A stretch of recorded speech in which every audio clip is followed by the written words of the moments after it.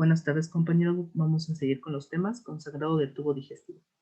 La hemorragia del tracto digestivo o hemorragia gastrointestinal se define como la expulsión de sangre por el conducto digestivo. Va a ser debido a una lesión que rompe la continuidad de la mucosa del aparato digestivo. Hay que entender que la hemorragia del tracto digestivo es un síntoma de una enfermedad, más no una enfermedad como tal, ya que distintas afecciones las pueden producir dicha hemorragia, y la mayoría de estas causas se asocian a afecciones que se pueden curar o controlar con un diagnóstico y tratamiento adecuado. Sin embargo, van a haber otras causas que no se van a poder controlar de la misma manera y pueden poner en riesgo la vida. El tracto digestivo se va a dividir en la porción superior, que comprende el esófago, el estómago y el duodeno, y el tracto digestivo inferior, que comprende la parte inferior del intestino delgado, el intestino grueso y el ano. Epidemiológicamente, en nuestro país no hay un estudio que nos pueda indicar cuál es la frecuencia de esta enfermedad. Sin embargo, es una de las urgencias más importantes del aparato digestivo y es una causa muy frecuente de internamiento en todos los hospitales. Es más común en los pacientes del sexo masculino, hablando de la hemorragia digestiva alta, mientras que el sangrado digestivo bajo va a ser más común en mujeres. El sangrado digestivo bajo es menos frecuente que el sangrado digestivo alto y por lo tanto va a afectar a una porción más pequeña, resultando de menos admisiones anuales. Un estudio en Estados Unidos de América mostró que el sangrado digestivo alto afecta de 50 a 150 personas de cada 100,000 al año. Y esto a su vez, la hemorragia digestiva alta es alrededor de 4 a 6 veces más frecuente que la baja. La hemorragia digestiva se puede clasificar de varias maneras. Topográficamente, la dividimos en hemorragia digestiva alta o superior, aquella que sucede entre el ángulo duodenojejunal o el ángulo de Treitz y la boca, y la hemorragia digestiva baja o inferior es aquella que sucede entre el ano y la válvula ileocecal. Por su magnitud, podemos tener, o la cantidad de hemorragia se clasifica en leve, moderada, severa o masiva, y esto dependiendo de los datos clínicos que podamos encontrar en el paciente al momento de la evaluación, la cantidad de pérdida hemática, la pérdida de volemia, la frecuencia cardíaca, la amplitud de pulso, la presión arterial, el llenado capilar, ver cómo está la piel, el color y la estructura, la frecuencia respiratoria, la diuresis y el estado mental del paciente. Y también por su curso clínico, en aguda o crónica también se puede clasificar. Bueno, a su vez, eh, la hemorragia digestiva alta se puede clasificar según su origen en hemorragia variceal y no variceal, también conocidas como hemorragia no secundaria hipertensión portal y hemorragia secundaria hipertensión portal, respectivamente. Y en cuanto a su presentación, ambas pueden ser de tipo agudo o crónico. Dentro de la hemorragia no variceal, la principal causa va a ser la úlcera péptica. Tenemos otras causas como la esofagitis erosiva y el síndrome de Mallory-Weiss, así como otras causas que iremos viendo más adelante. Dentro de la hemorragia variceal, que esta va a ocurrir a partir de las venas dilatadas en el esófago o estómago próximas a la formación secundaria de hipertensión portal, por causas como la cirrosis por alcohol y la cirrosis por hepatitis C. Van a haber factores de riesgo que puedan predisponer al desarrollo de la hemorragia del tubo digestivo alto, como es el antecedente de una hemorragia del tubo digestivo alto previa, el uso de ácido acetilsalicílico y otros AINES, infección previa por Helicobacter pylori, el uso de anticoagulantes o antiagregantes plaquetarios, la esofagitis erosiva y la esofagitis erosiva principalmente. Vamos a iniciar con la primera causa, que es la úlcera péptica o úlcera gastroduodenal, que es un defecto de la mucosa que se extiende más allá de la muscular de la mucosa y constituye la primera causa de hemorragia digestiva alta. La clasificación de Forest se utiliza para clasificar dichas úlceras y esta va a determinar la conducta y estimar la posibilidad de resangrado. Se establecen en 3 grupos, dependiendo si es activa, reciente o sin estigmas en 1, 2 y 3 respectivamente. Y bueno, según su visión endoscópica puede ser en subgrupos y esto nos va a evaluar el riesgo de resangrado, la probabilidad de tratamiento quirúrgico, así como de la mortalidad.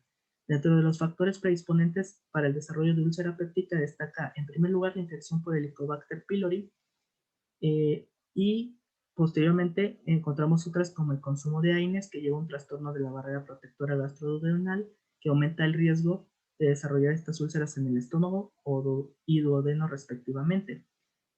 Otras causas como es el estrés, el tabaco y el alcohol, que pueden ser factores agresivos para la formación de estas úlceras.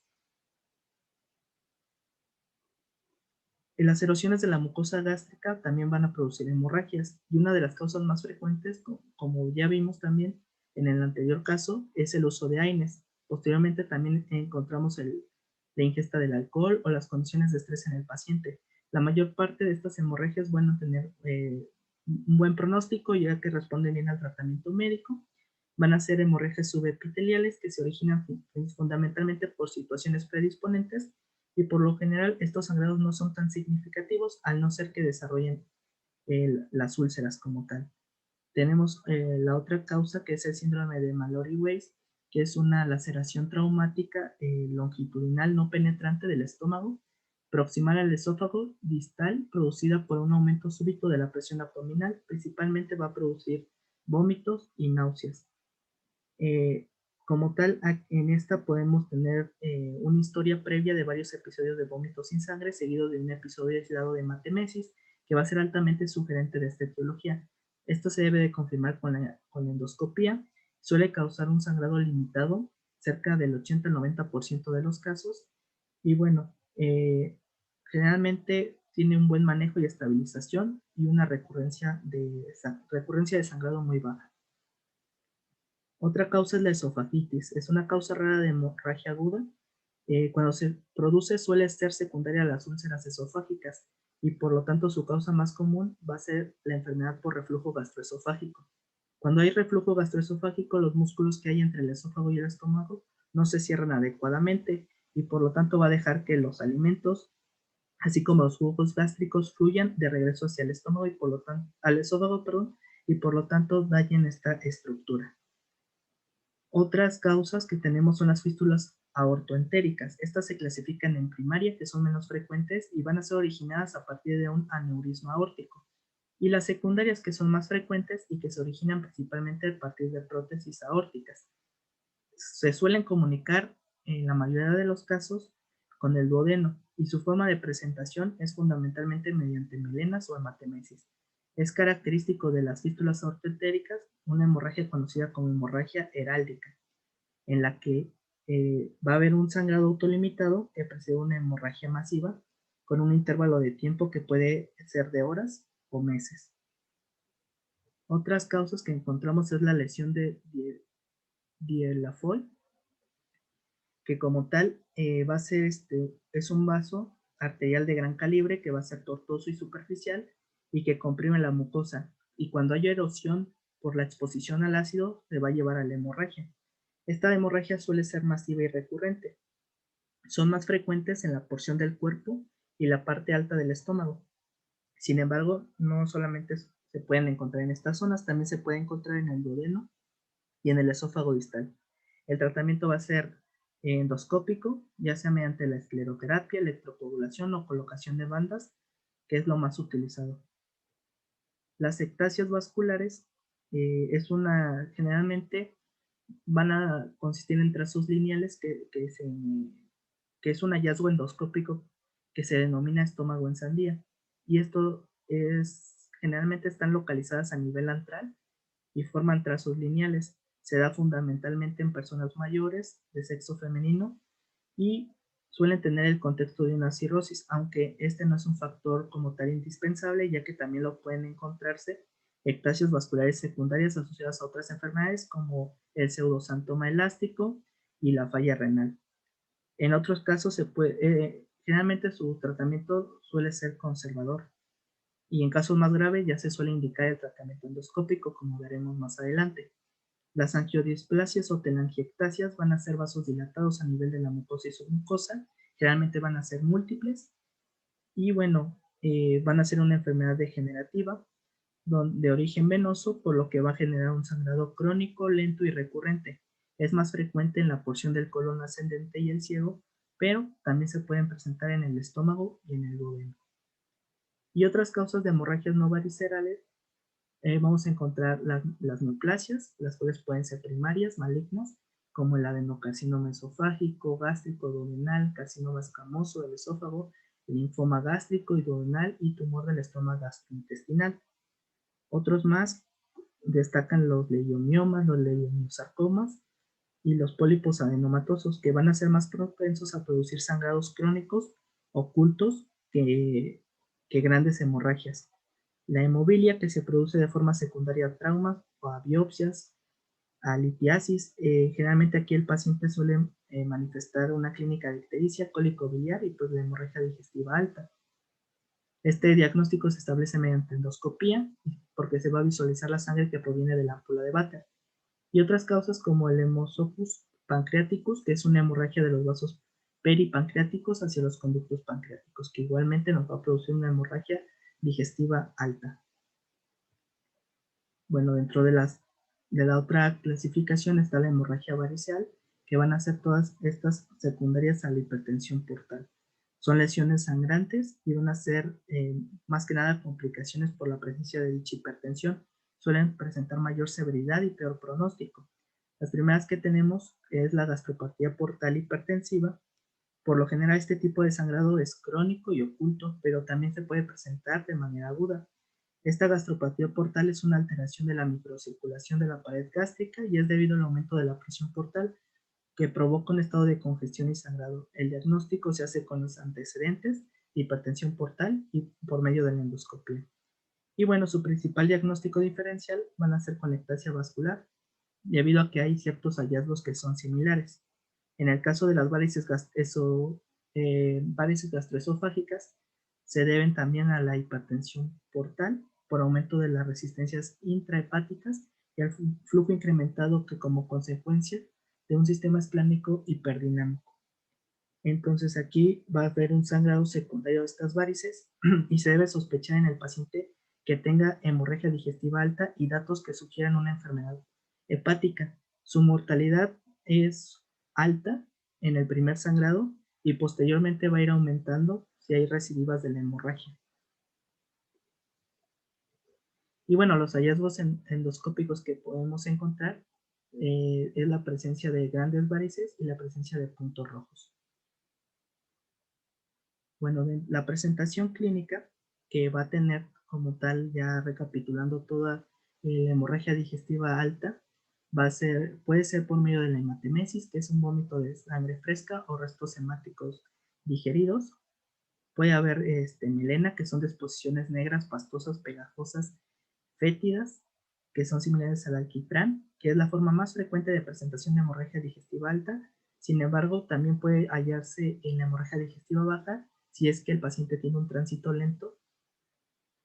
Y en este caso es cuando la hemoglobina ya ha sufrido como tal una digestión y ha sido degradada por la flora entérica y por lo tanto siempre hay que descartar que pudiera presentar esto el paciente. Además también se debe de descartar la ingesta de alimentos o fármacos que pudieran simular la melena, como lo es el sales de bismuto, el hierro u otras sustancias que pudieran teñir las heces. La hematoquesia, que es un sangrado de la vía anal de una coloración roja con coágulos. Generalmente se trata de hemorragias del colon distal y del recto. Cuando tienen un origen más alto, que es muy poco frecuente, indican una aceleración del tránsito. Por lo tanto, en este tipo de pacientes hay que tener especial cuidado porque pueden tener una pérdida muy importante de la sangre. Y bueno, lo que también se puede encontrar es una anemia debido al sangrado crónico oculto. Aquí pues el paciente va a presentar signos y síntomas propios de esta y esta suele evidenciarse o suele ser un hallazgo de laboratorio. Generalmente lo que podemos utilizar para diagnosticar este tipo de hemorragias ocultas suele ser un coprocultivo donde se muestra pues la sangre oculta. Bueno, es importante que hacer una evaluación inicial del paciente que tenga sangrado de tubo digestivo. El primer paso va a ser incluso previo a la anamnesis, una evaluación del estado hemodinámico para definir la magnitud del sangrado y hay que valorar y estabilizar hemodinámicamente al paciente en caso de que lo requiera. Posteriormente ya podemos localizar el origen del sangrado y realizar la intervención terapéutica idónea. Entonces, en la evaluación inicial de un paciente hay que primero evaluar evaluación hemodinámica y reanimación en caso de necesitar, establecer el origen del sangrado, posteriormente detener la hemorragia activa, tratar el trastorno causal y posteriormente prevenir las recurrencias. Entonces, lo primero que vamos a hacer es evaluar ABC. Ya sabemos, vía aérea, ventilación y circulación. En caso de sangre de cavidad oral, hay que aspirarla para evitar el compromiso respiratorio. Posteriormente vamos a aportar oxígeno al 100% por mascarilla. Y bueno, vamos a ver, a evaluar el flujo del paciente, ya que sabemos que pueden tener una hemorragia severa que pudiera tener compromiso en el estado mental del paciente. Una vez que ya hayamos valorado hemodinámicamente, hay que hacer un enfoque inicial al paciente, ver si cursa con una hemorragia leve, hemorragia moderada o hemorragia grave, para poder posteriormente reponer el estado de volemia. Aquí vamos a instalar 2 vías venosas periféricas, idealmente una en cada extremidad. Y bueno, aquí si no fuera posible canalizarla, si no fuera posible canalizar una gruesa en el brazo derecho, ya que el paciente durante la endoscopía, como veremos más adelante de urgencia, va a ser colocado de cúbito lateral, se puede utilizar la vía periférica. Y esta se va a utilizar principalmente para la transfusión de hemoderivados y expansores del plasma. En el caso de la reposición de la volemia se realiza con soluciones isotónicas, como la solución salina al 0.9% o la solución Ringer lactato. Y en caso de que se utilicen expansores plasmáticos, solamente estos se van a utilizar cuando hay una hemorragia digestiva alta masiva. Y en estas situaciones hay que, como sabemos, previo obtener pues, las pruebas cruzadas para poder efectuarlas. Posteriormente ya vamos a aportar los hemoderivados cuando haya indicación, ya sea que sea una transfusión urgente o una transfusión no urgente, dependiendo si el paciente está inestable o estable.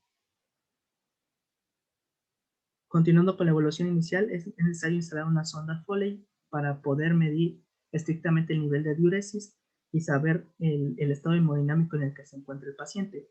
Mantener la monitorización estricta del paciente en alto riesgo, valorando los parámetros como la diuresis, que el objetivo es que sea mayor a 0.5 mililitros kilogramo hora o 30 mililitros hora, la presión venosa central entre 0 y 5 milímetros de mercurio, el monitoreo de la función cardíaca, que no sea frecuencia cardíaca menor a 100 latidos por minuto, presión arterial sistólica mayor a 100, la oxigenación periférica y principal relevancia en los signos de shock.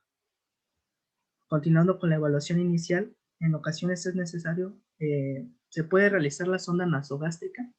Esta sonda nasogástrica va a ser un componente muy importante, ya que puede ser de utilidad para confirmar si el origen de la hemorragia digestiva es alto o es bajo, ya que al introducir la sonda lubricada tenemos que corroborar que su posición sea correcta y vamos a utilizar suero. Vamos a realizar lavados manualmente con la jeringa y vamos a ver, siempre observando que la sonda como tal no se obstruya con restos alimenticios o coágulos.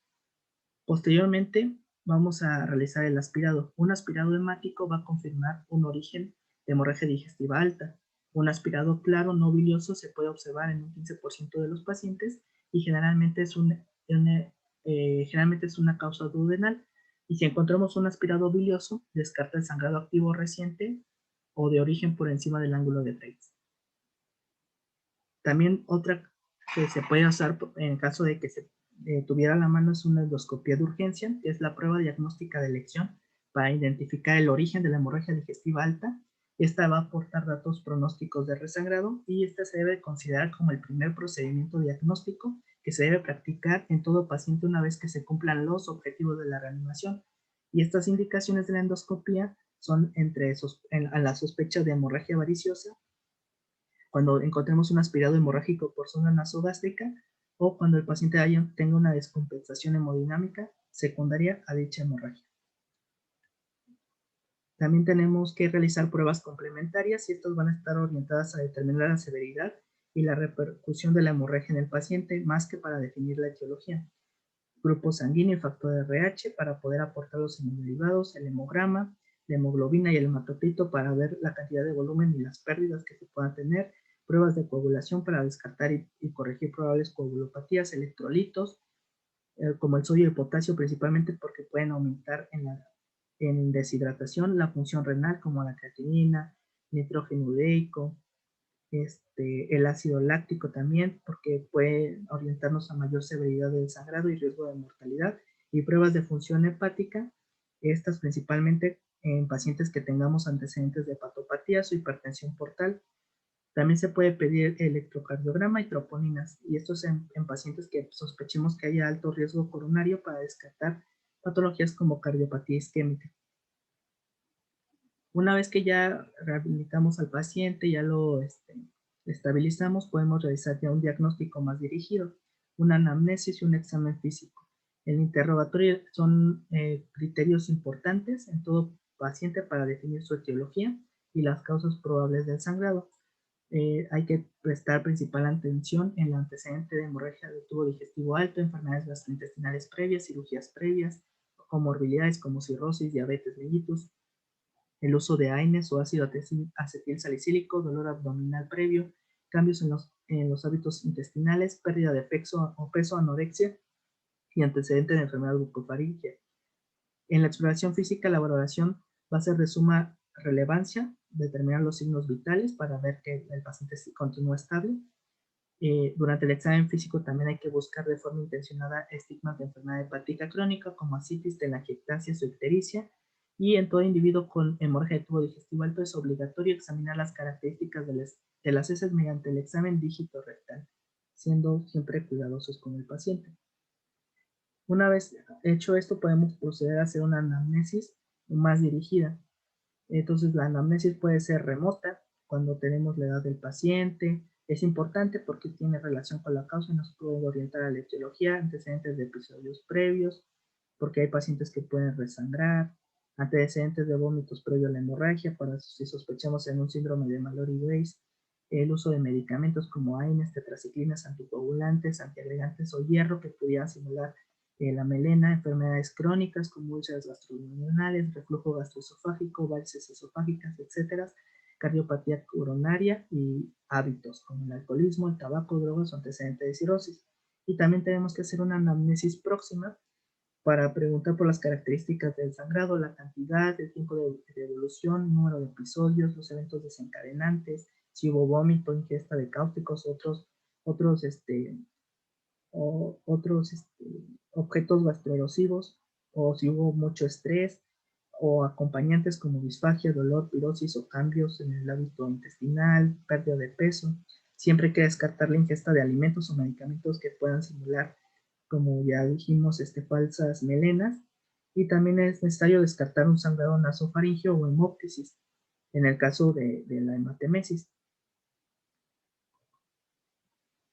Bueno, dentro del diagnóstico de examen físico, entonces vamos a hacer una inspección inicial del paciente que nos puede orientar a la cantidad de hemorragia, los signos vitales. Se deben buscar siempre estigmas de daño hepático, ya dijimos, un dolor abdominal o con un abdomen en tabla, y siempre ante toda hemorragia digestiva se debe realizar el tacto rectal. Factores de riesgo de mal pronóstico para el paciente es que tenga una edad mayor a 60 años, comorbilidades graves como insuficiencia renal, hepática o cardíaca o una neoplasia, sangrado activo, hemorragia variciosa, hipotensión o choque. En el proceso de estabilización se hayan utilizado más de 6 paquetes globulares, coagulopatía grave, hemorragia activa al momento de la endoscopía, un sangrado de úlcera mayor a 2 centímetros y la necesidad de cirugía de urgencia. Bueno, dentro del tratamiento tenemos el tratamiento farmacológico para la hemorragia de tubo digestivo alto, que es para el no variceal, los inhibidores de bomba de protones como el omeprazol, el pantoprazol, que son los medicamentos aprobados por la FDA para la hemorragia de tubo digestivo alto, no variciosa, especialmente la enfermedad ulceropéptica o las enfermedades erosivas, que son las causas principales. Y el tratamiento farmacológico para la hemorragia del tubo digestivo alto variceal es el oxyclótido, que es un análogo de la somatostatina, que va a inducir vasoconstricción esplácnica y disminución de la hipertensión portal. Y este se administra en un bolo inicial de 100 microgramos y se continúa en infusión de 50 microgramos hora por 2 a 5 días. Y la terlipresina, que es un derivado de la triglicina de larga duración de la vasopresina, su dosis es de 2 miligramos cada 4 a 6 horas por 48 horas, seguidos de 1 miligramo cada 6 horas por 3 días. Y bueno, el tratamiento principal va a ser la endoscopía. La endoscopía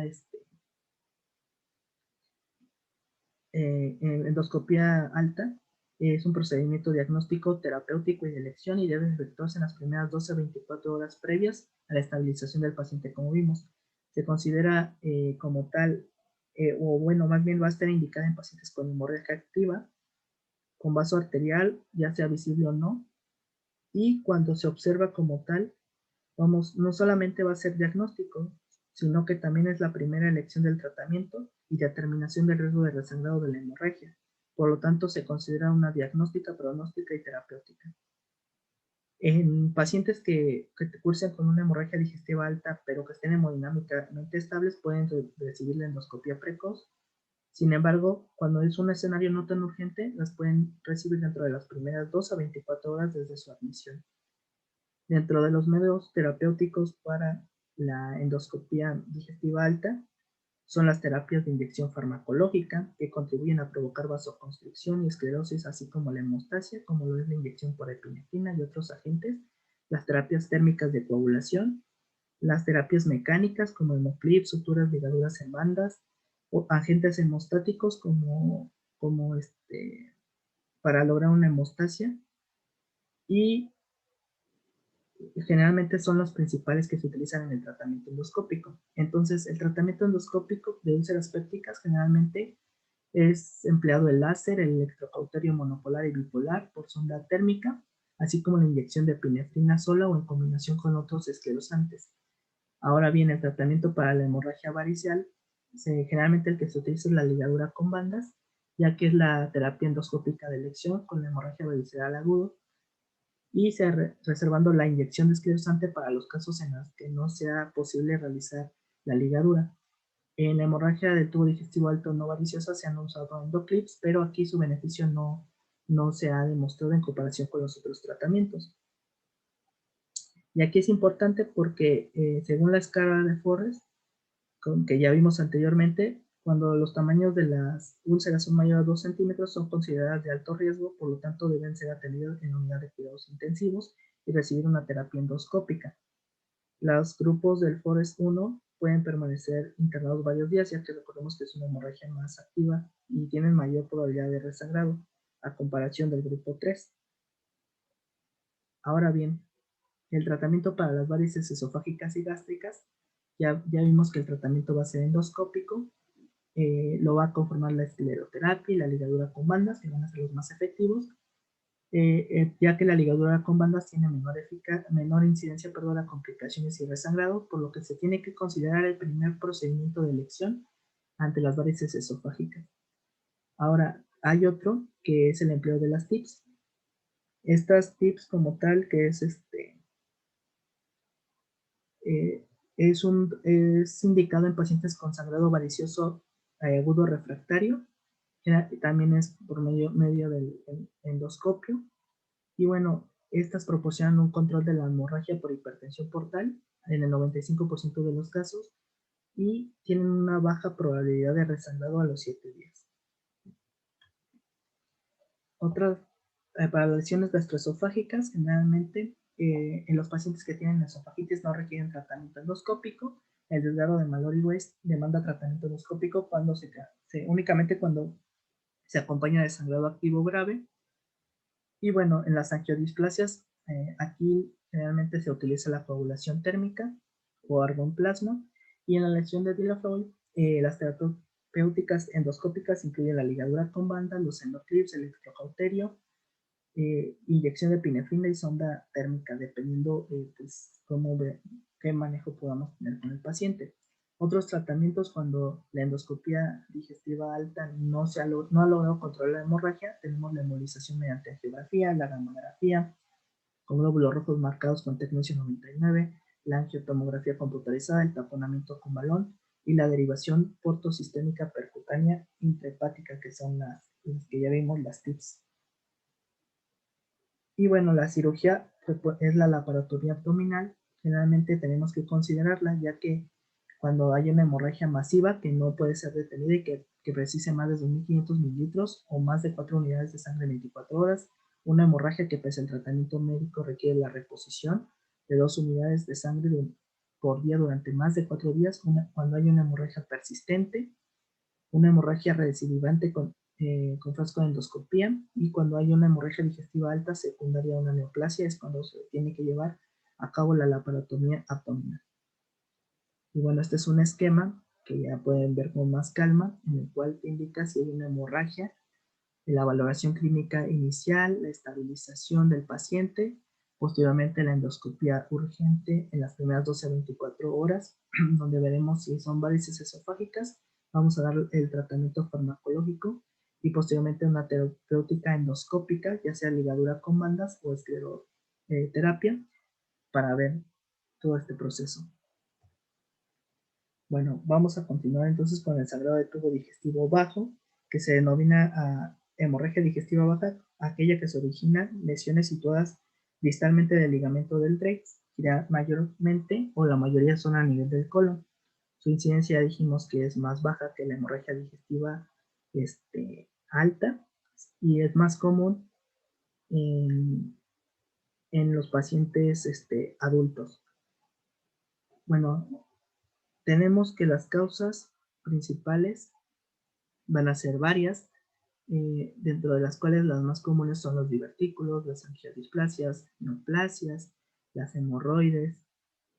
Y bueno, ante un sangrado digestivo bajo, la actitud diagnóstica terapéutica va a ser similar a la hemorragia digestiva alta, porque hay que realizar una valoración y el control hemodinámico, reponer la volemia si es necesario o transfundir hemoderivados. Y posteriormente se van a llevar todas las medidas necesarias para mantener al paciente estable y poder llevar a cabo un diagnóstico y tratamiento específico. En su etiología tenemos la diverticulosis, que va a ser la causa más frecuente de hemorragia digestiva baja. Se debe a rotura de ramas intramurales de la arteria marginal y va a causar una hemorragia brusca. Generalmente es profusa e indolora. El 80% se tienden a autolimitar, sin embargo, hasta el 25% de estas pueden resangrar. Las angiodisplasias, que se tratan de lesiones arteriovenosas degenerativas adquiridas y su localización habitual va a ser el ciego y el colon derecho. Suelen causar hemorragias escasamente moderadas, con frecuencias intermitentes. Son muy frecuentes en el anciano y están asociadas a enfermedades como insuficiencia renal, coleginosis, cirrosis hepática o estenosis aórtica. Tenemos varios tipos, por ejemplo, la colitis segmentarias, que van a causar hemorragias masivas que no son frecuentes. La isquémica, que es frecuente en el anciano. Va a cursar con dolor, acompañado de diarrea sanguinolenta. Puede ser también la radica, que puede ser aguda, que cursa con diarrea, tenesmo, y la crónica, y que van a ser hemorragias indoloras intermitentes, pero estas no van a ser masivas. También pueden ser infecciosas. En este caso vamos a tener que su debut va a ser brusco, suele asociarse a fiebre, vómitos y dolor cólico. Hay que descartar como tal viajes que haya tenido el paciente, ingestas sospechosas o cuadros similares convenientes. Aquí es necesario hacer coprocultivos, que en la mayoría de los casos son positivos. Las neoplasias del colon, que generalmente se van a manifestar con anemias crónicas, hay que sospecharlos ante cambios de ritmo intestinal, tenesmo o síndrome en general. La hemorragia como tal es muy infrecuente y puede manifestarse de forma diferida varios días después de la extirpación, en el caso de que sea una hemorragia post-polipectomía. Otra causas es la patología no rectal, como son las hemorroides, las fisuras, las fístulas anales, que van a provocar sangrado. Generalmente se tratan de pequeñas pérdidas intermitentes. Aquí la exploración anorrectal es obligada en todo paciente con hemorragia digestiva baja, y el riesgo de estas lesiones por su frecuencia no excluye la valoración del resto del colon. Otras lesiones colónicas que pueden ser secundarias a la ingesta de AINE se asocia con frecuencia una hemorragia diverticular, la úlcera rectal solitaria, las úlceras esterocoráceas, fístulas aortocólicas y las vasculitis. Hay hemorragias originadas en el intestino delgado que son poco frecuentes y principalmente se tratan de malformaciones vasculares como el divertículo de Meckel, que esto es muy frecuente en los niños, pero puede ser también la causa en edades más avanzadas. Y bueno, pues por su presentación clínica puede ser aguda o crónica. En el caso de las pérdidas crónicas, la hemorragia digestiva baja crónica es la pérdida de sangre por el recto durante un periodo de tiempo más o menos prolongado. Generalmente se produce de forma lenta o también puede ser intermitente. El paciente con sangrado digestivo crónico puede tener sangre oculta en heces o episodios ocasionales de heces negras o en pequeñas cantidades de sangre visible por el recto. Entonces, Dentro de este tipo de presentación tenemos tres formas: la sangre oculta en heces, que pueden ser por tumores del tracto gastrointestinal, específicamente en el intestino grueso; melenas intermitentes, que en la mayoría de las ocasiones las melenas son secundarias a lesiones del tracto digestivo alto. Sin embargo, no hay que descartarlos por completo, ya que se puede llevar a cabo un estudio del colon en el intestino delgado, siempre. Hematoquesia escasa, que es la aparición crónica e intermitente de pequeñas cantidades de sangre roja en heces, y es la forma más frecuente que hay en el sangrado digestivo bajo. Y la mayoría de estos pacientes sangran por una lesión anal, ya sea por hemorroides, fisuras anales, y posteriormente le siguen las lesiones en el recto o en el colon distal.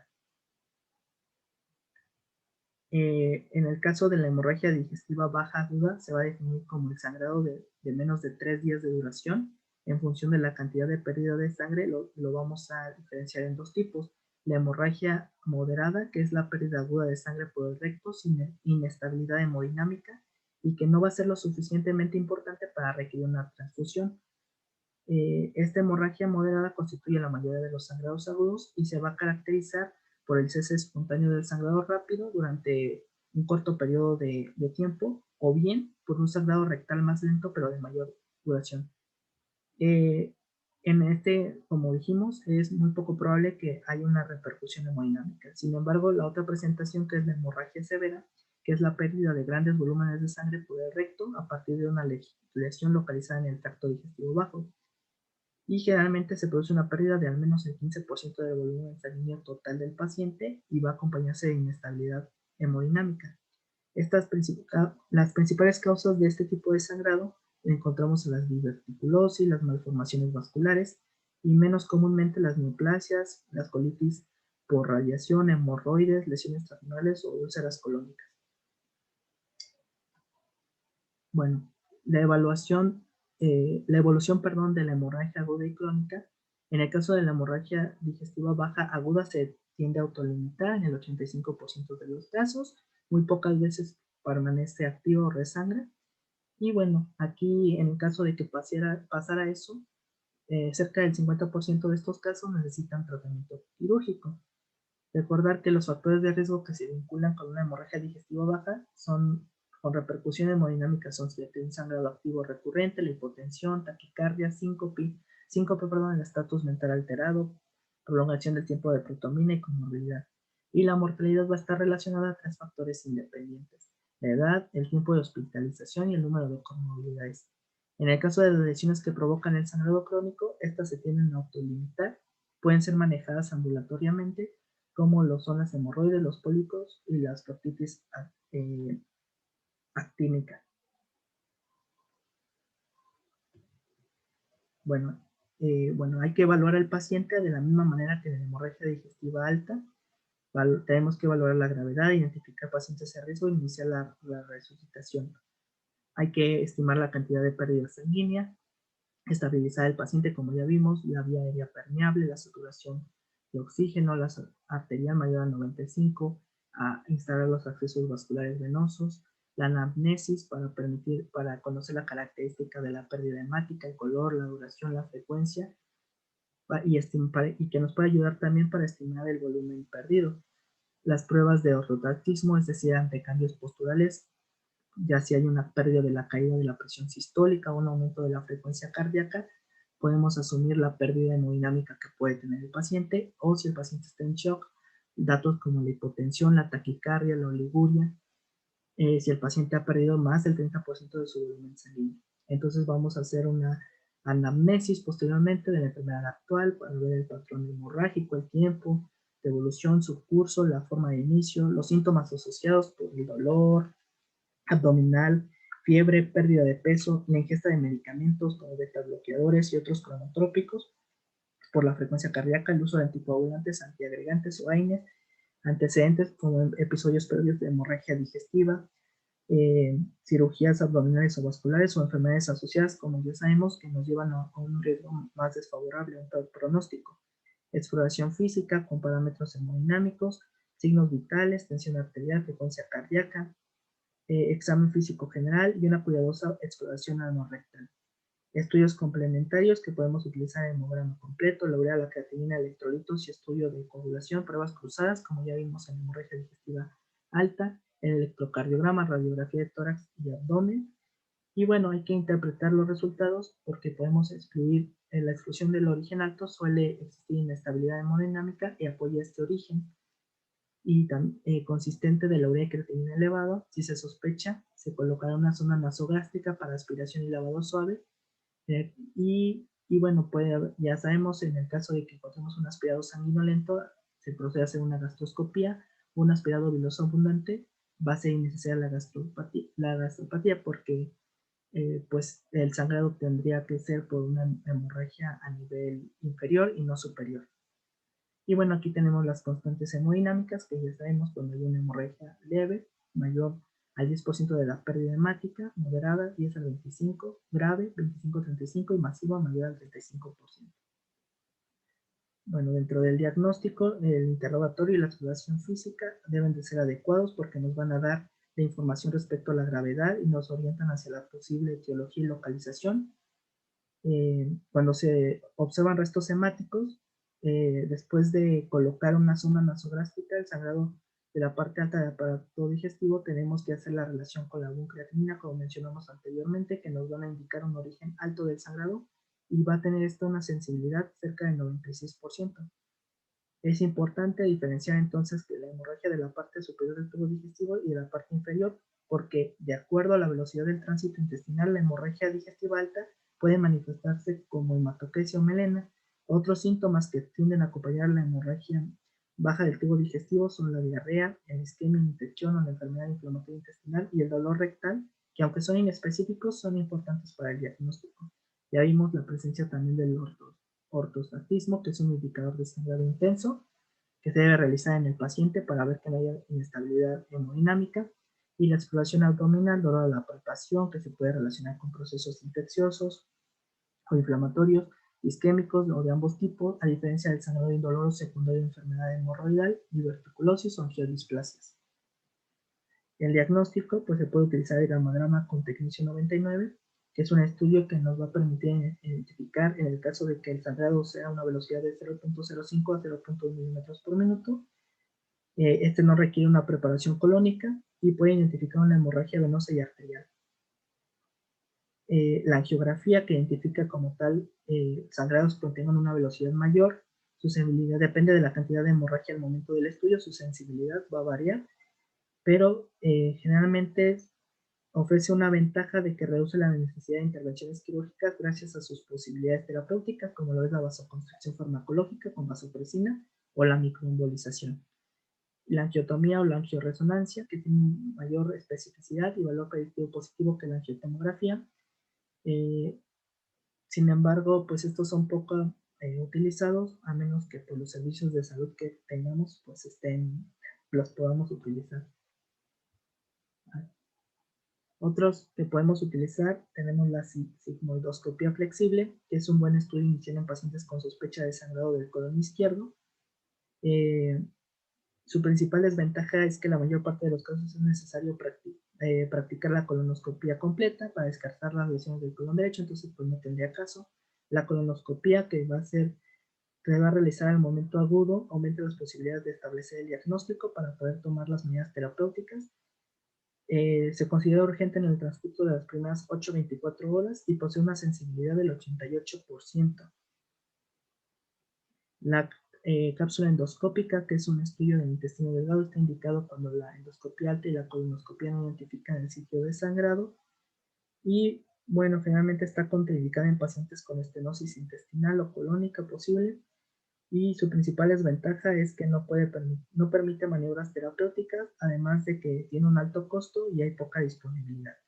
Y por último tendríamos la enteroscopía de doble balón, y en este procedimiento generalmente existen dos tipos: el bucal, que recibe el nombre de anterógrado, y el anal, que recibe el nombre de retrógrado. El 85% de los pacientes se puede observar todo el intestino delgado cuando se combinan ambos abordajes. Y bueno, este novedoso medida de diagnóstico posibilita la ejecución de otras maniobras terapéuticas como la hemostasia, la electrocoagulación, polipectomía o resección endoscópica de la mucosa. Sin embargo, mencionaban que aún se necesitaban más estudios para determinar su sensibilidad y especificidad terapéutica en la hemorragia baja del tubo digestivo. Y bueno, el tratamiento ya vimos todo lo de la reposición de la volemia, el acceso venoso, la inestabilidad hemodinámica, lo que vamos a iniciar, la perfusión de solución coloide en caso de que el paciente esté hemodinámicamente inestable. En el resto de casos, si encontramos factores como hipoxias, una hemoglobina menor a 7, hay que iniciar con los hemoderivados, ver que el paciente no tenga isquemia o enfermedad cardiorrespiratoria, donde aquí el límite sería de hemoglobina de 9, y situaciones especiales, aquí ya tendríamos que derivarlo con el hematólogo, de pacientes anticoagulados o con coagulopatías, valoración de la administración de vitamina K intravenosa o de plasma, y en pacientes que tengan trombocitopenias graves o hemorragias activas hay que transfundir plaquetas a 1 unidad por 10 kilogramos de peso. Entonces el tratamiento generalmente en la diverticulosis va a ser de manera espontánea, sin embargo ya vimos que las opciones diagnósticas está la colonoscopía, la electrocoagulación multipolar, ya que nos permiten hacer otras medidas terapéuticas. En las angiodisplasias la colonoscopia terapéutica va a ser la mejor opción, mediante la coagulación con láser o la electrocoagulación. En las hemorroides puede tratarse con método conservador mediante la dieta de fibra y sediluvios, o la hemorroidectomía o con ligadura en bandas. En la colitis isquémica, generalmente el tratamiento consiste en antibióticos, ayunos y líquidos intravenosos. La endoscopía va a ser importante para el diagnóstico y la intervención quirúrgica está indicado cuando hay infarto transmural con necrosis, y en la colitis post-irradiación generalmente va a afectar el recto y las lesiones que se observan son telangiectasias difusas y puede tratarse con esteroides, oxígeno hiperbárico, ácido 5-aminsalicílico y sulcrapato.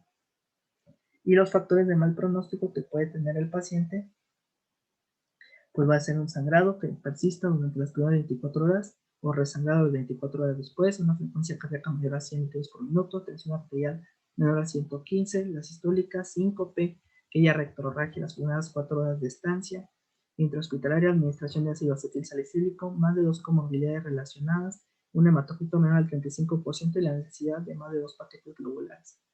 Este sería el resumen de todo. En una hemorragia baja del tubo digestivo aguda, hay que hacer un interrogatorio, exploración física y reanimación con líquidos para la estabilización del paciente. ¿El sangrado es el tubo digestivo alto? No. Nos realizamos una colonoscopia y vemos la evidencia del sangrado y vamos a dar el tratamiento conforme a su diagnóstico. Si sí, podemos hacer una panendoscopia para realizar el tratamiento, o una colonoscopia si tenemos el diagnóstico. Si no tenemos evidencia de sangrado, con preparación colónica vemos un sangrado activo. Si no, vamos a hacer una enteroscopia. Si ya logramos diagnosticar, damos un tratamiento. Si no, una cápsula endoscópica.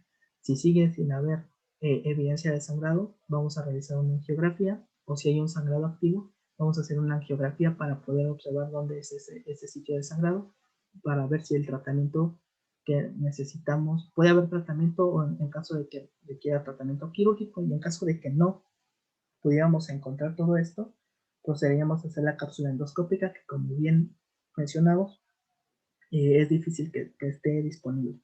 Y eso sería todo.